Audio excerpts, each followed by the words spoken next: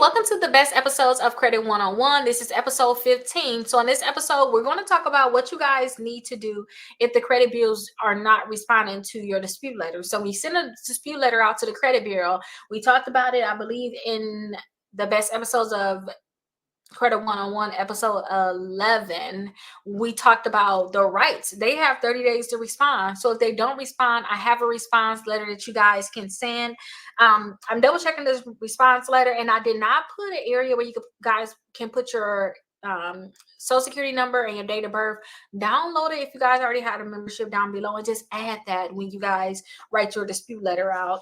But you guys can actually attach your original one too, because if they're not responding, that's most likely because they're saying that they did not get your dispute letter. So if you guys just attach your original one too, that can possibly help you guys also. But definitely let's get into it so we can talk about what we need to do and to actually get the account removed when they are not responding to you guys. So this is exactly what we need to do. The first thing is you need to send a follow-up letter. So when they're not responding, you need to send a follow-up letter. If you did not receive a response in 30 days, you have to send this letter. As simple as that. Don't just think, oh, okay, they're just not responding, it's not going to come off. No, you need to send a follow-up letter. And I have that on the second page of this. And if you guys already had a membership, just download it down below and send this as the follow-up letter. This is what this episode was for. So I created this for you guys. And also file a complaint with the CFPB. So go to their website, file a complaint, letting them know that the credit bureaus did not respond to your dispute. And consider taking legal action. So if the credit bureaus continue to ignore your dispute, you may want to consult with a lawyer about your rights under FCRA. The credit bureaus are legally required to investigate our disputes. So if you send out a letter, again, you guys, and they don't respond, that is a good thing in a way, because I know about the credit bureaus with suing and them settling, but you have to make sure that you send all your letters certified. So that first letter that you sent out and they did not respond to it, I hope that you guys sent it certified so that you can track and see, okay, they actually did not respond. You know, they actually did get it. It's been 30 days and they have not responded. So that when you send a follow-up letter, you can actually send them a picture of this saying, hey, I sent this to you and you guys did not respond. Sometimes what I like to do is I already know what certified receipt I'm going to send out. I like to sometimes take this so that I can just remember, that number. I like to take this little piece off right here off the certified thing, because all they're going to do is throw this little piece in the garbage anyway. So I like to take this little piece off and I like to actually put it on like the actual letter on here.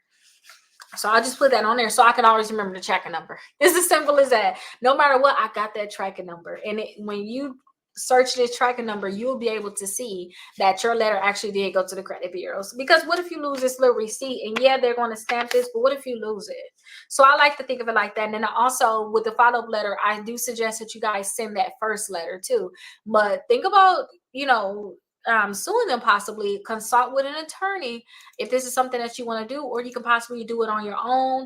I am opening up my case to you all. I don't know when you're watching this, but I am going to open up my case that I did when I sued Midland. I'm going to open that up so that you guys can see everything that I did see, everything that I mailed. You'll see all the information basically so that you guys can follow the steps, because I kept fighting with them, like Midland not even responding. So you guys can go after the credit bureaus and possibly go over after the companies too. But I had a problem with them not responding, and that was a big part of my dispute too. Like, they're not responding, and when they did respond, it was some bogus information. So that you guys can see the order, because when I contacted the attorneys like, hey, can y'all take on this case? Like, I don't have time for this. Like, I need help with this. Do y'all understand that attorneys do not want to help? They don't like to do certain cases like this. So I was like, you know what, let me go ahead and sue. So I do want to make that available for you all. If I don't have it available already, please message me. But most likely it's going to be inside of my exclusive credit membership, where I'm going to go over all of the steps. I'm going to open that case up. Maybe it'll be something totally separate too. But right now I'm thinking just inside the exclusive credit membership. I think I'm going to open it up there. So definitely check that out. But someone is huge. So I'll spend a lot of time talking about it because it may be the best solution for you, because these companies don't care about anything unless you really suing them. And then make sure that you keep all copies of all the letters that you sent, all the emails you got, all the responses as related to your disputes. You may need this if you decide to sue. All these different things can possibly be the evidence that you're going to need to show that, hey, I mailed out a dispute letter to the credit bureaus and they did not respond. And down below, this is going to be the actual dispute letter. I did not put the date of birth and social security number in the letter. You can literally write it in here if you want to at the top of your letter, just to have a greater chance of them actually seeing the letter too, because you wrote on the letter. Or right up under the date, you can actually add space and type in your date of birth and your social security number.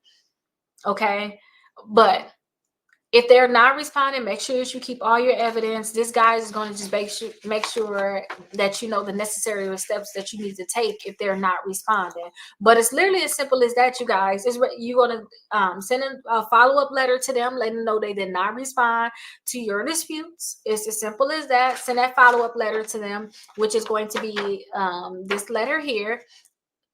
Also, you want to file a complaint with the CFPB. You may want to file a complaint with the Better Business Bureau. But to me, and let me say this, if I already send this letter and I confirm that the that the credit bureau actually got it, I'm sending a letter to the companies too. I'm going to already continue to do that step, and I'm going to file the complaints for sure with the CFPB and the Better Business Bureau. But where I'm at now, especially after I sued Midland, I'm not going back and forth with these companies. I'm straight suing the companies. Like, that's just my mindset at this point. And that's why I'm fighting as much as I am right now to go to law school, because I realize that's really our only action. Like, seriously, that's really our only action. That's the only time that these companies are really going to listen to us, when they have a lawsuit at their door.